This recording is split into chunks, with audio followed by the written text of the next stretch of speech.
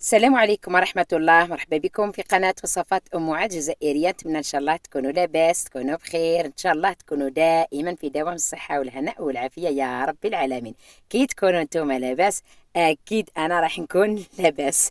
اليوم راني جيت وما جيتش بيديا فرغانين، جبت لكم أحلى وأروع حلوة الزمن الجميل، حلوة العصر الذهبي، حلوة الغربال أو حلوة الشباك أو القرياج أو السيار، كل منطقة وكيفاش تسميها الحلوة. كنا نديروها زمان ما شاء الله بزاف بنينة ورائعة، كنا ناكلوا بها الحليب في وقت العصر، كنا نفطروا بها الصباح، تحضروها مع القهوة مع التاي، تحمروا بها وجهكم قدام ضيافكم، حلوة بزاف رائعة ولا أروع. نتمنى إن شاء الله تجربوها وأكيد راح تنال رضاكم، وجبتها لكم بمقادير جد جد جد مضبوطة. نتمنى إن شاء الله تتابعوا الوصفة من الأول للآخر. أترككم مع الفرجة الممتعة.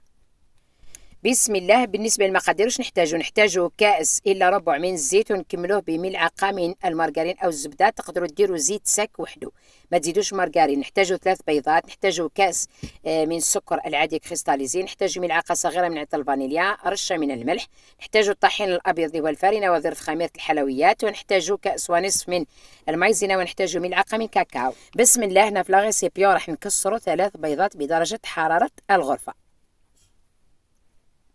هنا بعد ما نكسر البيض نحط معاه السكر، وراح نخبط بالفويه مليح. حنا بكري في هذيك الوقت كنا نخدموا نمحروا بيدينا كيما كي شغل الكروكي، هي اصلا من عائله الكروكي. هنا حطيت رشه نتاع ملح خفيفه لتحسين الذوق، وحطيت هنا هذاك الكاس اللي فيه ملعقه نتاع زبده، وكملته بالزيت حتى للنهايه.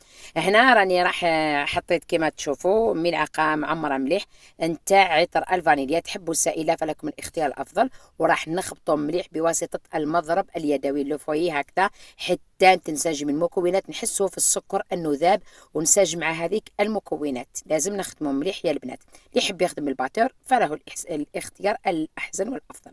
راح نزيدو هنايا نغربلو كاس نتاع نشا، ونزيدو بطبيعه الحال نص كاس باش تجي الحلوه نتاعي خفيفه ريشه وتذوب في الفم وحدها.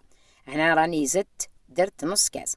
راح نغربلها بطبيعه الحال، وراح نكمل نخدم بالفوي بيان هكذا مليح. لازم نخلطهم مليح هكذا حتى تتخلط لي المكونات جيدا هكذا، نتحصلوا على القوام شبه كريمي. اذا في هذه المرحله كما راكم تشوفوا هذا هو القوام اللي تحصلت عليه في هذه المرحله. بسم الله على بركه الله.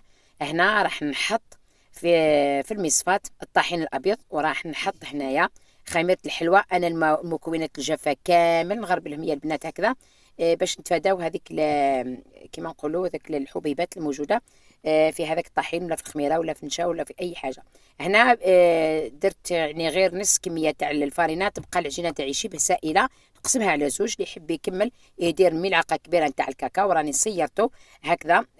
لازم نديروا نفس القوام بين اللون البني واللون الابيض. راح نزيدوا فيه الفارينه حتى يصبح متماسك. ما تخليوش العجينه تاعكم حتى تيبسوها بالطاحين، بعد ذلك راح تلوحوا للكاكاو، راح تيبس العجينه تاعكم ويجي الكاطو تاعكم يابس. هنا راني تحصلت على هذا القوام يكون طري. هنا بالنسبه للعجينه البيضاء راح نكملوا فيها الطحين الابيض حتى نتحصلوا على القوام المطلوب. لازم تكون العجينه تاعنا ليس، لازم تكون لينه. هنا هذا هو الكرياج او كما راكم تشوفوا الشباك او الغربال او السيار، كل واحد كيفاه يقول له. هنا راني غسلته شيته جديد، غسلته راني مسحته مليح بلا سورفيات. بسم الله على بركه الله. راح نوزن كل كويره فيها 20 غرام او 25 كيما تحبوا. انا هنايا راني درت 25 غرام، نتوما تحبوا ديروا 20 غرام، تزيدوا تصغروا شويه في الحبات نتاعكم كيما تحبوا. اللي يحب يدير 20 غرام، اللي يحب يدير 25 غرام كيما تحبوا. يا ديروا حسابكم باللي راح تزيد شويه تطلع الحلوه نتاعكم. انا حبيت ندير شويه كبار. شوفوا هنايا كيفاه ندير الفرينه على الكرياج هذاك، ونطبع مليح حتى يعطينا هذاك الشكل الجميل والمشهي الممتاز. هنا تقدروا ديروا ثاني هكذا ميلونج بين شوكولا وفاني. هنا راني كيما راكم تشوفوا وزنتهم 25 غرام مع بعضاهم. هنا درت شويه فرينه في السيار نتاعي، وراح نضغط مليح تخرج لي على هذا الشكل. شوفوا تضغطوا بيان، شوفوا باش ما تلصقليش، باش هذاك الكرياج هذاك ما يلصقليش في العجينه.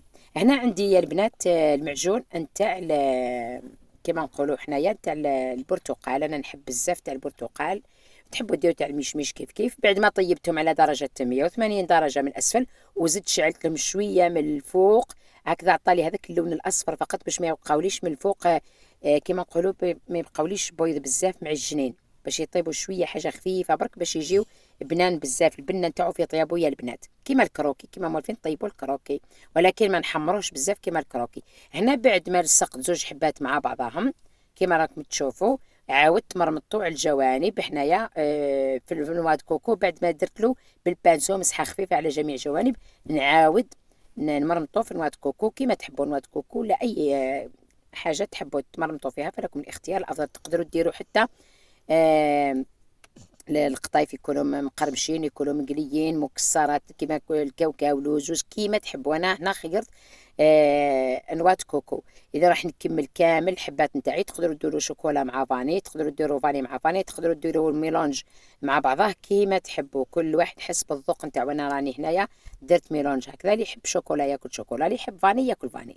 اذا راح نكمل كامل هكذا نلصقهم فوق بعضهم. هذه الحلوه بزاف رائعه وبزاف بنينه ومليحه مع الحليب مع القهوه، كيما تحبوا تاكلوا بها حتى العصير، ما شاء الله ولا اروع. اذا نكمل كامل ونتلاقاو.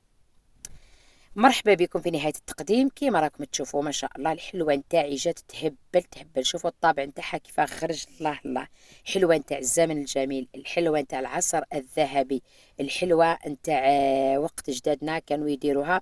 راهي من عائله الكروكيه البنات، راهي الكود تاعها يشبه في الكروكي، لانها قادر حتى ديروها بالزيت، ما تزيدوا فيها لا الزبده ولا والو، يعني ديروا كاس نتاع الزيت الفو با تزيدوا الزبده. انا هكذا زدت مغرف تاع الزبده كذا باش تعطيني هذيك البنه تاع الزبده.